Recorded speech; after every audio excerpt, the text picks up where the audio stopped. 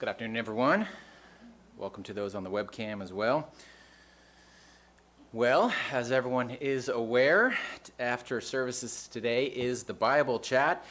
And one of the wonderful parts about that activity, I think one of the wonderful parts about that activity is that we can come together and collectively talk about perspectives and ideas that each of us individually might not have thought of or considered. So today I'm going to ask you to bring your A game for the sermon chat, or maybe since the Olympics are on, you have to bring your gold medal game instead, because I'm really interested to hear everyone's perspectives on the topic that I did not consider. To set the stage for the sermon today, I want to turn back to Isaiah chapter 11. You can turn back there, Isaiah chapter 11. This is one of several scriptures that we're going to be turning to over the course of the sermon that we often frequent during the Feast of Tabernacles, because these are wonderful millennial scriptures. Scriptures that point to a period of time where God is directly interacting with physical human beings on earth. And although God had a relationship with Adam and Eve at the beginning, and he certainly had relationships with people all through time, there will be nothing quite like this, either before or after, where God is interacting in such a direct and deep personal way for physical human beings in their physical lives. And it's a remarkable change that has never been seen up to this point. Let's see about what ways. Let's investigate here in Isaiah chapter 11, starting in verse 1. Isaiah 11, verse 1, it says, "There shall come forth a rod from the stem of Jesse, and a branch shall grow out of his roots. And the Spirit of the Lord shall rest upon him, the Spirit of wisdom and understanding, the Spirit of counsel and might, the Spirit of knowledge and of the fear of the Lord. His delight is in the fear of the Lord, and he shall not judge by the sight of his eyes, nor decide by the hearing of his ears." Now we're going to keep going in this chapter, but I don't want it to slip by us just yet that it's already describing a pretty substantial change. Now, it's easy for it to get lost in this chapter because it goes on and it talks about the changing characters of animals, and that's a pretty big one. But even up to this point, the characteristics of judgment itself will change. Verse 3, "And he shall not judge by the sight of his eyes, nor decide by the hearing of his ears. But with righteousness he shall judge the poor, and decide with equity for the meek of the earth. He shall strike the earth with a rod of his mouth, and with the breath of his lips he shall slay the wicked. Righteousness shall be the belt of his loins, and faithfulness the belt of his waist." Verse 6, "The wolf shall dwell with the lamb, the leopard shall lie down with the young goat, the calf and the young lion and the fatling together, and a little child shall lead them. The cow and the bear shall graze, their young ones shall lie down together, and the lion shall eat straw like the ox. The nursing child shall play by the cobra's hole, and the weaned child shall put his hand in the viper's den. They shall not hurt nor destroy in all my holy mountain, for the earth shall be full of the knowledge of the Lord as the waters cover the sea. And in that day there shall be a root of Jesse, who shall stand as a banner to the people, for the Gentiles shall seek him, and his resting place shall be glorious." Well, this is not an exhaustive list of changes that one can expect in the millennium. The Bible, as we are no doubt aware, gives us just enough to whet our appetite, but not all the details that we might like to know. But in this chapter, we see that the way judgment and mercy are metered out will be changed. We see that the natural state of animals themselves will be changed. We'll see the characteristics of human behavior changing. We see judgment and equity, even knowledge of the Lord and his way of life generally being spread around. I want to go to one other example, and these are fun to read because they're so hopeful and wonderful scriptures. This one in Isaiah chapter 2. Isaiah chapter 2. This is probably a memory verse for many. But again, just focus on the changes that are being described here. Isaiah chapter 2, picking it up in verse 2, it says, "Now it shall come to pass in the latter days that the mountain of the Lord's house shall be established on the top of the mountains, and shall be exalted above the hills, and all nations shall flow to it. Many people shall come and say, "Come, let us go up to the mountain of the Lord, to the house of the God of Jacob, and he will teach us his ways, and we shall walk in his paths.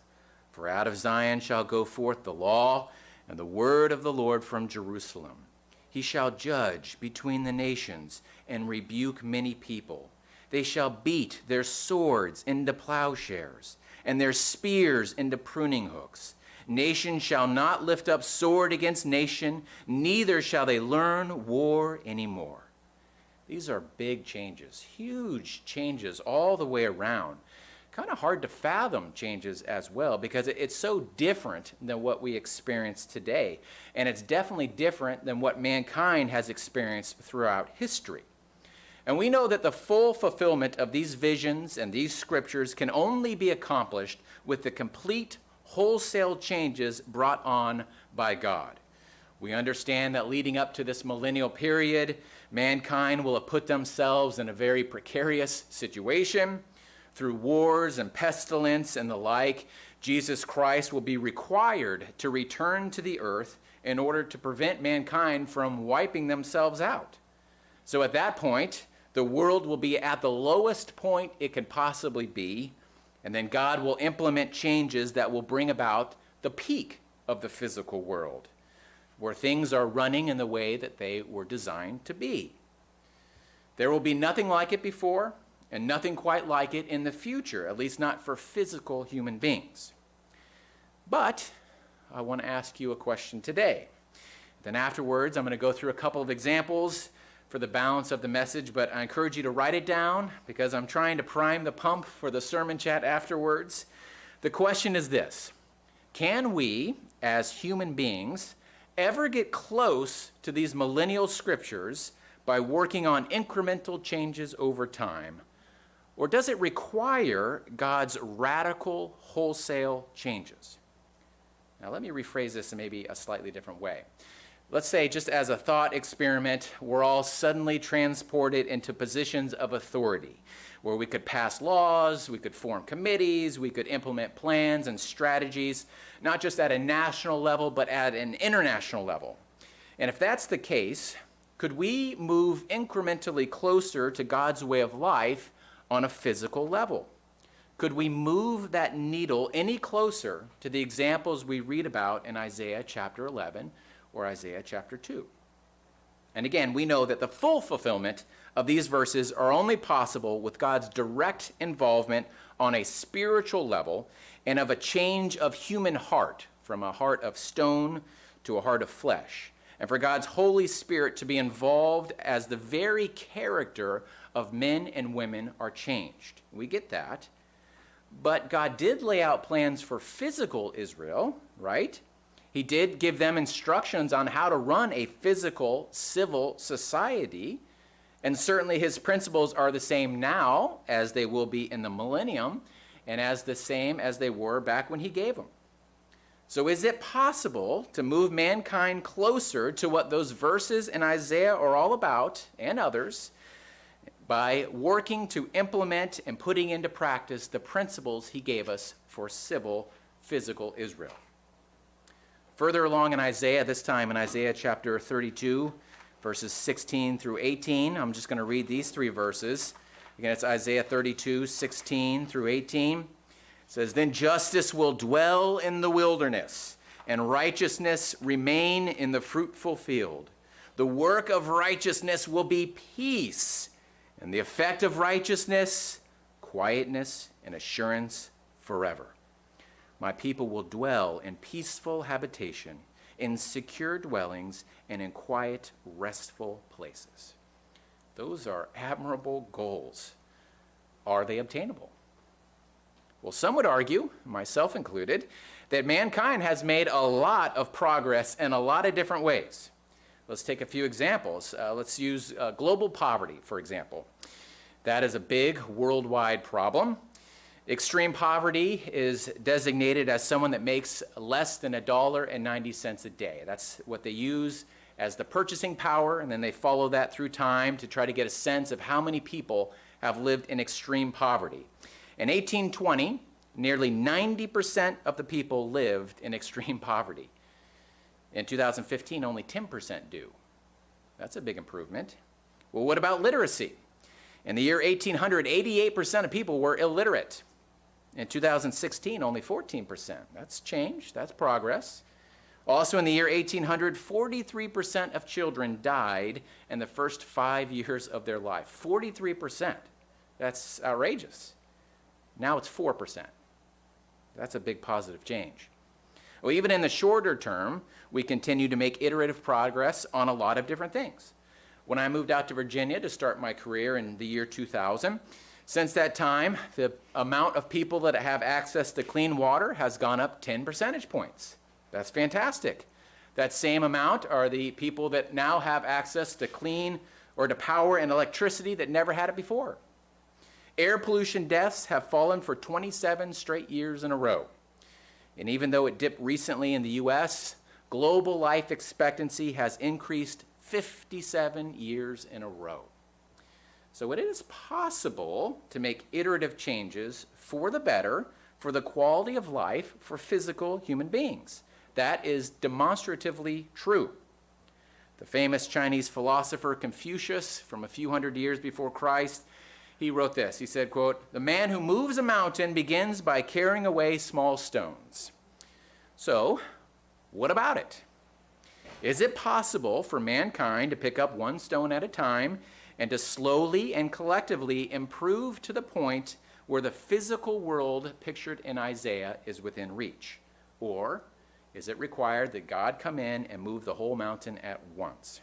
Is it possible, if we can get Greg elected as president, if we can get Brittany over at the UN, if we can get Sarah at the World Bank, is it possible that we can move the ship just a little closer to the ideal destination?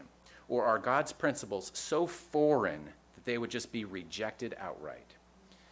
Well, today I want to focus on two areas that specifically must be changed. And they are currently very different than the way that God designed and the way that they will be in the millennium. But we could talk about a whole host of different systems. We could talk about the healthcare system, government, education, entertainment, any number of those. In fact, you could save them for, I don't know, like a Bible chat even. But today, I want to drill down into just two specifically. The two I want to cover are the judicial and the financial system. And the reason why I picked those two is because there are very clear examples in the Bible of what God intended and what God will restore in the millennium. But to make it more interesting, we can't cheat here. And what I mean by cheating is we can't just point to the parts that are obviously broken, like parts that everyone thinks are broken, and just set them up as straw men for us to tear down. For example, we all know that the prison system in the United States is currently busted. There are over 2 million prisoners in the US this last year. We would easily take the gold medal in terms of number of prisoners and the percentage of population that is incarcerated. The second highest nation with incarceration rate is Turkey, and we're crushing them by like over 50%. The United States, we don't do anything halfway. But that's cheating to me because we all realize that that's broken. No one thinks that that system's working. We just can't agree as a nation on how to fix it. Instead, I want to frame this whole conversation around the fact that we are in charge. In our hypothetical world, we are calling the shots. Is it possible to incrementally improve these two systems, not just by fixing the busted parts, but by changing the very way they work and function, and to model them after the system that God designed? So let's just dive in, shall we? Let's start first with the judicial system. That's the first aspect I want to go to. And one of the interesting concepts that I want to point out just right away, and it's not just about the judicial system, it's across the board, is that just how progressive the Bible is in a lot of different ways. There are many attacks on the Bible from people that are critics of the Bible that say that it's just too old-fashioned, that it doesn't hold up to modern times, that it was just written for an ancient group of people and it couldn't possibly be applied to us today, that we are a much learned group of folks and that we have data and models and PhDs and all this stuff to make us smarter and better.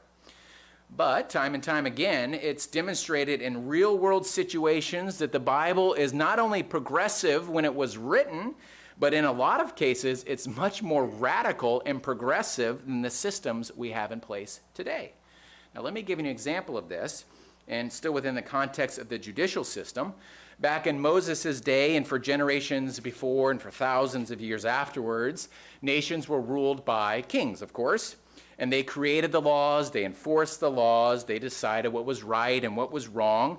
And we'll think back to stories in the Bible like Shadrach, Meshach, and Abednego, and Daniel in the lion's den, and Esther and King Azarias. In all those cases, we have a story of a king reacting to something kind of strongly, passing a new law right on the spot, and then immediately putting it into action.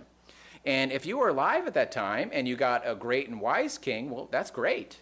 But if you weren't, well, that was a lot of trouble because they had absolute authority. They, as kings, did what they thought was right at the time, and they put it directly into action. They were the originators of what was right and wrong and the laws that governed it. So it was an entirely new way of thinking that the Israelites weren't to do that.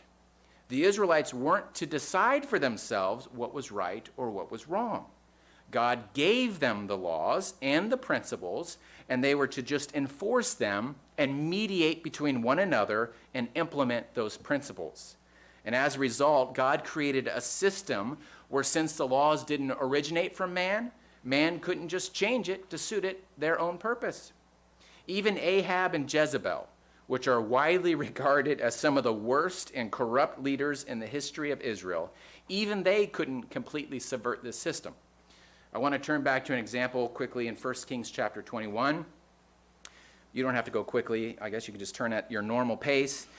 This is the story of Ahab wanting a vineyard that belonged to Naboth. We're not going to recount the whole story, but I think we get it.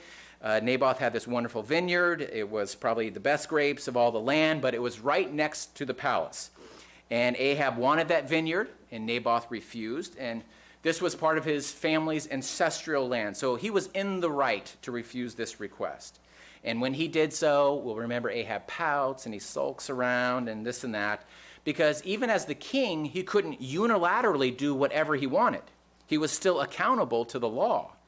But his wife Jezebel comes to his evil rescue, and notice how she solves this problem. 1 Kings 21, and we'll pick it up in verse 8. 1 Kings 21, verse 8.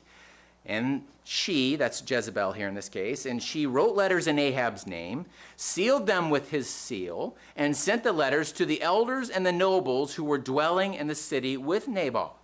And she wrote in the letters saying, proclaim a fast, and seat Naboth with a high honor among the people, and seat 2 men, scoundrels, before him to bear false witness against him, saying, you have blasphemed God and the king. And then take him out, stone him, that he may die. Well, why didn't she just order Naboth's death? Well, why did she go through this elaborate process of getting liars to come in and make this case? Well, because she couldn't override the judicial system. She had to subvert it through false accusations. Even in the sad state that Israel was in at this time, even then, the remnant of the judicial system was in place that held all people accountable, including the king and queen, and they were still subject to it. Now, by this time in Israel, it was a very thin strand connecting it to God's initial purpose, but it wasn't yet fully broken. The system that God put in place was designed to hold all people accountable. Nathan had the authority to walk into King David's chambers and confront one of the most powerful rulers in the history of the nation of Israel. In many countries today, if someone were to do that and march right into the dictator or the ruler's office, they would be put in jail at best. Even in our own country, people in positions of power can maneuver themselves outside of authority and the accountability of the justice system. But that's not the only change. There are 2 big ones found in Deuteronomy chapter 19. This principle is also in Leviticus, but Deuteronomy chapter 19 brings it out in great context. Let's go there. Deuteronomy 19, we'll pick it up in verse 15. Deuteronomy 19, verse 15. It says, 1 witness shall not rise against a man concerning any iniquity or sin that he commits, By the mouth of 2 or 3 witnesses, the matter shall be established. We just read that Jezebel used 2 liars for that very reason. Verse 16, if a false witness rises against any man to testify against him of wrongdoing, then both men in the controversy shall stand before the Lord, before the priest and the judges who serve in those days. Again, no one is above accountability. Everyone has to stand and be held in account. Verse 18, and the judges shall make careful inquiry. And indeed, if the witness is a false witness who has testified falsely against his brother, then you shall do to him as he thought to have done to his brother. So you shall put away the evil from among you. Now this is a big one. Anyone can bring charges as long as there are some witnesses, but they better be telling the truth. Because it's not just that the case would be dismissed, as it is in our day, but rather the whole thing is turned on its head and it's applied back to the liar. But there's even more, verse 20. And those who remain shall hear and fear, and hereafter they shall not commit such evil among you. Verse 21, your eyes shall not pity. Life shall be for life, eye for an eye, tooth for tooth, hand for hand, foot for foot. This eye for an eye, this tooth for a tooth, is a concept, like so many others in the Bible, is often misrepresented by biblical critics. They would point to this scripture and say that the Bible shows no mercy, that it's about exacting revenge to the fullest extent possible. There's another famous quote that is kind of vaguely attributed to Gandhi, that it's supposed that he said, an eye for an eye makes the whole world go blind. I think we've heard that. But this is actually a more profound principle and a great example of where the Bible is more progressive than our system is today. It's not just that the punishment should exact every ounce from the offender, but rather that the punishment shouldn't exceed the crime. Rather than a commentary on the cruelty of the Bible, it's really an example of mercy shown within the judicial system. The offender must repay, and he must make it right. But he couldn't be buried in a punishment, especially for a minor crime, for which they could never recover. It's about restitution and making one whole so that the community can heal and move forward. Think about how much would have to change within our own judicial system if we just made those simple changes. In these few short verses that we read, God lays out a judicial system based on some core components. Equal enforcement, where everyone is accountable, involvement of witnesses, thorough investigation and strict punishment of false accusations, punishments that fit the crime, and restitution-based versus punitive-based judgments. Now, all of those are physical constructs. That doesn't even take into matters of the heart that require God's Spirit. That's not talking about mercy and righteous judgment. These are physical things that could be implemented. So back to our original question, would it be possible to make iterative changes in these areas to get closer to the judicial system that God intended? Or again, do we need God to come in and just wipe the slate clean and start from anew? In Zechariah chapter 8, verses 16 and 17, it really puts it in plain language here. Zechariah chapter 8, verses 16 and 17. This makes you think, well, surely everyone can agree with these ideas. Surely we can all be on the same page and move the ball forward.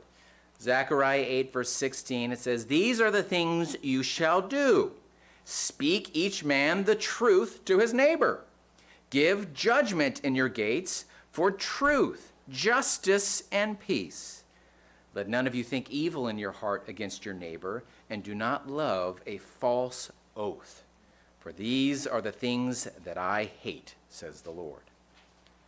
The judicial system that God intends is where everyone is treated equally and where no one is above it, where one values truthful witnesses and vigorously penalizes false witnesses, and where punishments fit the crime for restitution to take place so that the whole community can return back to their lives. Can we get there iteratively? Well, keep your thoughts close by because we're going to talk about them. Well, let's move on to the second aspect I want to cover. The second one is financial. This is one of my favorite aspects to think about because as a small business owner, I pay a truckload of taxes. And the idea of paying just 10% sounds like a dream to me. But obviously the financial system that God has in mind is not just about the tithe, that's certainly involved with it, but it's a holistic approach to resources and wealth management. And the Bible does have a lot to say about this topic. One author suggested that there were 2,300 verses in the Bible that were related to money and possessions. I didn't go and count them up. I just took her word for it. But no doubt there are a ton of scriptures throughout the Bible that address these areas. And not only that, you could really cherry pick almost any position on this topic by selectively pulling out a verse here or a verse there. So Christ said that it was easier for a camel to go through the eye of a needle than for a rich man to enter the kingdom. So you could just pick that out and say, well, you can't be wealthy. Or Paul, in his epistle to the Romans, said to owe no one anything. So we could just pick that out and say, no one can have debts of any kind. Or Peter just pulled a coin out of a fish's mouth. So you could say that we need to treat fish like slot machines. But really, any possession or any position on wealth, you can find some scripture to support it in some way. From living this chaste life of poverty to being blessed with more riches than you can ever handle. But even so, God did outline some specific principles about the financial system to the nation of Israel that they were to adhere to. Now, I'm personally convinced that God is not always concerned with the finances of each individual person, but he is very much concerned with the financial system that was in place with Israel, and he will also enforce similar changes to the financial system in the millennium. Let's go back to Leviticus chapter 25. Leviticus chapter 25. There are quite a few of these principles that God put into place that we can find here. I want to highlight a few of them starting in verse 8 of Leviticus chapter 25. Leviticus 25 verse 8, it says, "You shall count 7 Sabbaths of years for yourselves, 7 times 7 years. And the time of the 7 Sabbaths of years shall be to you 49 years. Then you shall cause the trumpet of the Jubilee to sound on the 10th day of the 7th month. On the day of atonement you shall make the trumpet to sound throughout your land." Verse 10. "And you shall consecrate the 50th year and proclaim liberty throughout all the land to all its inhabitants.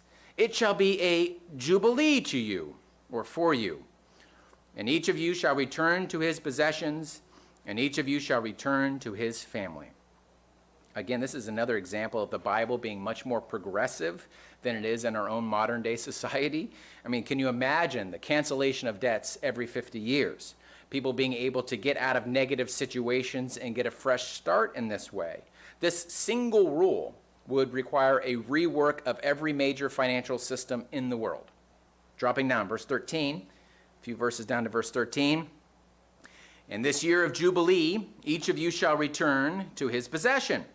And if you shall sell anything to your neighbor, or buy from your neighbor's hand, you shall not oppress one another. According to the number of years after the Jubilee, you shall buy from your neighbor, and according to the number of years of crops he shall sell to you. According to the multitude of years you shall increase its price, and according to the fewer number of years you shall diminish its price. For he sells you according to the number of years of the crops." Verse 17. "Therefore you shall not oppress one another, but you shall fear your God, for I am the Lord your God." Now, what would be the purpose of this principle? I mean, was God dead set on the tribe of Zebulun occupying some sliver of land in ancient Israel? Well, maybe so. But to me, it seems like God is building in a safety valve that would allow people to reset.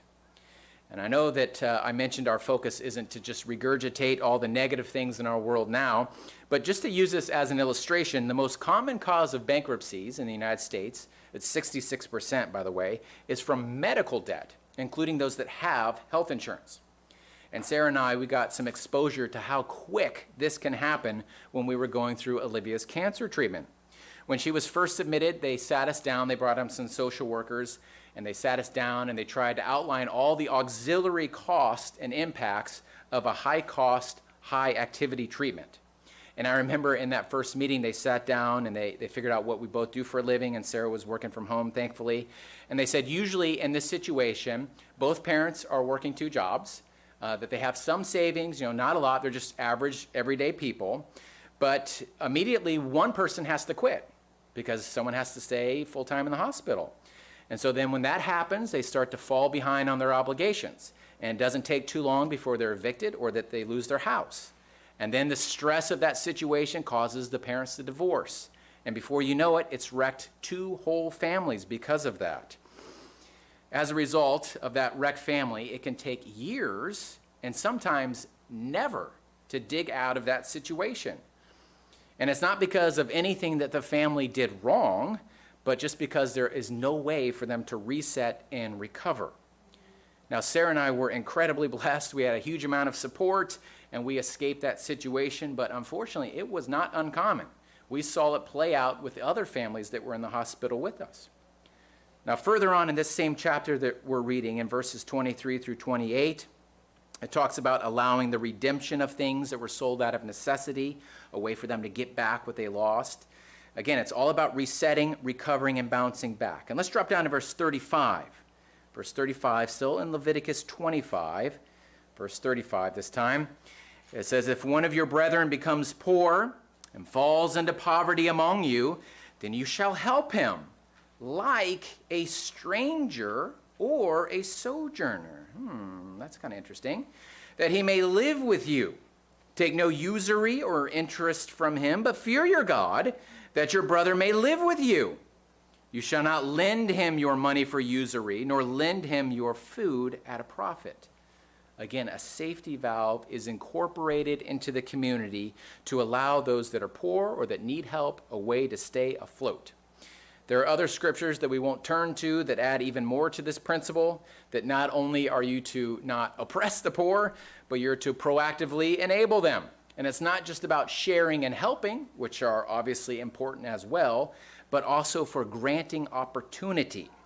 Now, for example, one famous story that we can recall is Ruth, when she went out into the fields so that she could reap food for her and Naomi to live. Now, Boaz was doing what God commanded by leaving those areas in his field where they were open, where she could go and harvest. But he didn't go cut it down and hand it to her, but it was made available so that she could go do it herself if she was willing and able. There was a spot for her. And then Boaz even goes above and beyond here to tell his workers to be just a tad bit more careless and drop some things so that she would have more opportunity if she was interested. Now, I do want to notice a comment by Paul in 2 Thessalonians chapter 3. 2 Thessalonians chapter 3, this gets brought up a lot in this context. 2 Thessalonians chapter 3, we'll start in verse 7.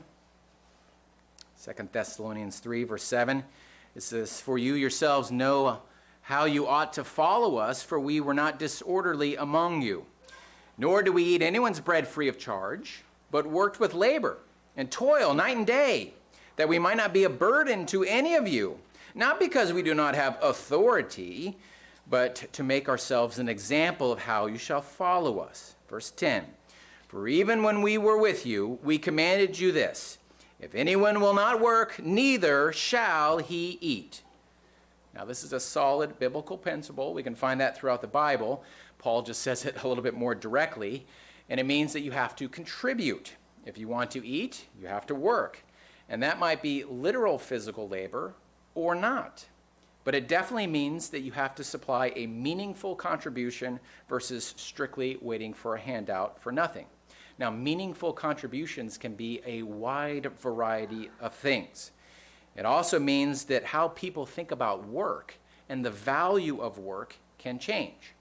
In the financial system that God outlines for the Israelites, it wasn't focused exclusively around gaining wealth or by squeezing out every last bit of productivity for each worker. Wealth could be used as a tool, there was no doubt about that, but with greater wealth often came greater responsibility. It was more of a tool than the goal of work. our capitalistic system that we live in now would have to be upended almost completely and couldn't fit into this model. Now, I've given this a lot of thought over the years because if I had to pick a new career, I would have gone into robotics. And I think that's a fascinating field. Robots have been around for decades, obviously. But it's only in the last handful of years where they've reached a point where they can kind of learn new tasks. Now, we're all familiar of seeing big industrial robots at a car factory or on a line where they're just doing rote tasks over and over again, that they're programmed to do specific things. But that's old school now. Things have gone light years from where that is. One cool example that I saw was there was a worker in a factory that was assembling some things and then packaging it up, and there was a robot watching her do these tasks. And when she was ready for the robot to learn something, she touched a spot on the arm, and the robot watched her do whatever it was she was doing. And then through machine learning and through cloud computing, whenever that robot saw those similar things in the warehouse, it was able to go and do those tasks by itself. I mean, that's incredible. But it also makes me think about the future, and probably the not too distant future, where the nature of work is going to change. If a robot or a machine or automation can replace most jobs, what kind of impact is that going to have on our society? One of the economic podcasts that I really enjoy discussed this very thing, because you can already see how destructive this can be for the whole system when you just use something like driverless cars or something that is a relatively small subset of our economy can still wreak huge financial repercussions across the board. But in the financial system to come, in the millennium, we have something really interesting taking place. Let's turn back to Isaiah chapter 65. Isaiah chapter 65. Now, what we're reading here can be applied in both a physical sense with physical human beings, but also in the long-term sense when we're spirit beings. Because obviously when we're spirit beings, we don't have to work out in a field to feed ourselves. The nature and quality of work will be changed. Isaiah 65, starting in verse 20. Isaiah 65, starting in verse 20. It says, "No more shall an infant from there live but a few days, nor an old man who has not fulfilled his days." So this is still talking about physical people, obviously. "For the child shall die 100 years old, but the sinner being 100 years old shall be accursed. They shall build houses and inhabit them. They shall plant vineyards and eat their fruit. They shall not build and another inhabit. They shall not plant and another eat. For as the days of a tree, so shall be the days of my people." And then get this. "And my elect shall long enjoy the work of their hands." Verse 23, "They shall not labor in vain, nor bring forth children for trouble, for they shall be descendants of the blessed of the Lord, and their offspring with them." What a change it will be when people can focus on meaningful work that they long enjoy. What challenges them, what helps them learn and grow, and not have to be tied down to a dead-end job just to make ends meet. The financial system that God intends is where people can recover and bounce back from financial ruin, where money is the tool and not the goal, and where options for truly meaningful work are available to those that seek it. Well, as we start to wind down here, I want to turn to one of my favorite scriptures in Acts chapter 17. Acts chapter 17. We're going to start in verse 1 of Acts chapter 17.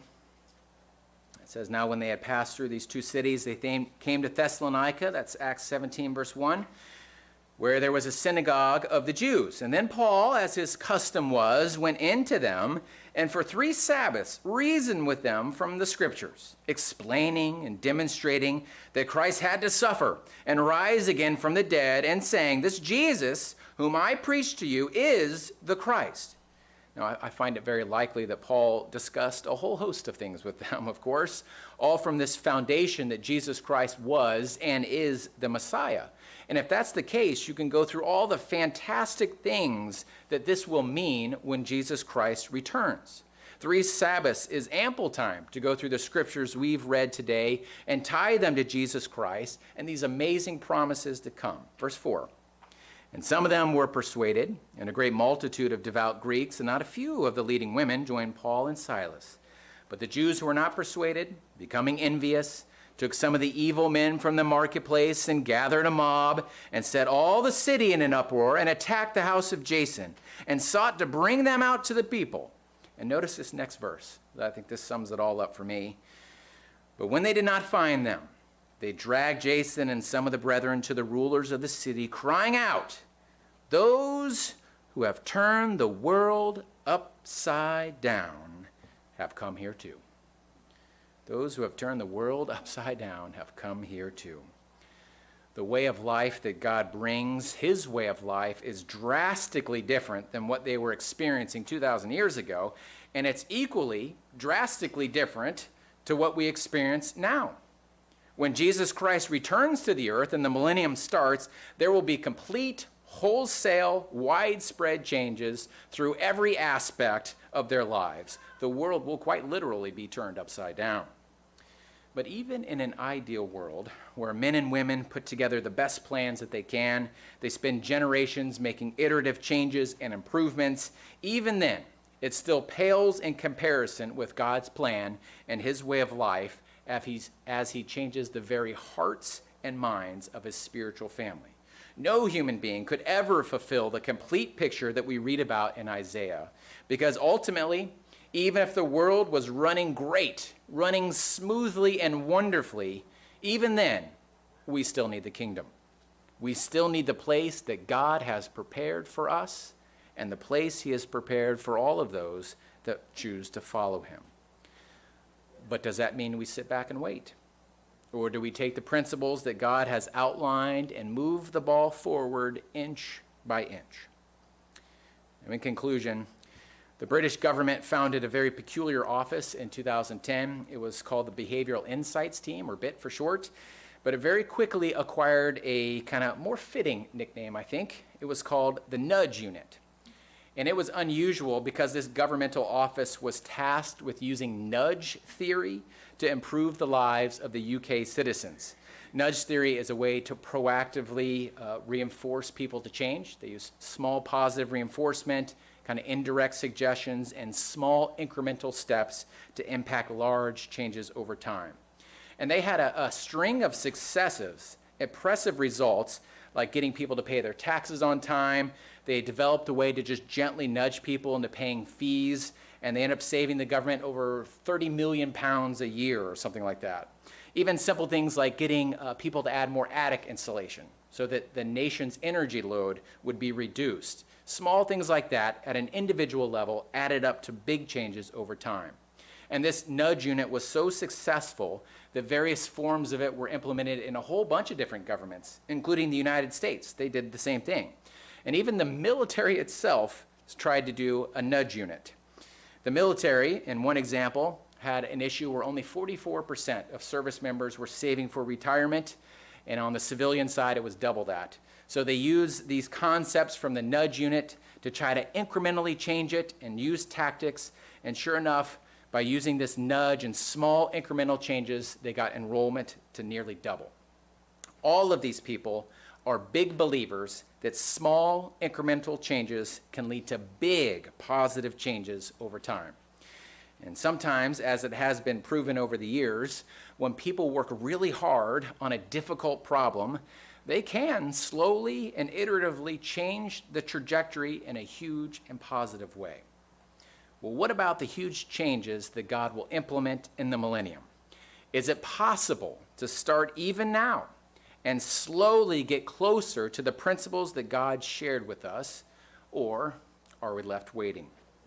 When Jesus Christ came in the flesh, he didn't just point to a time in the future when God will fix everything and say, well, I'll see you in a few thousand years.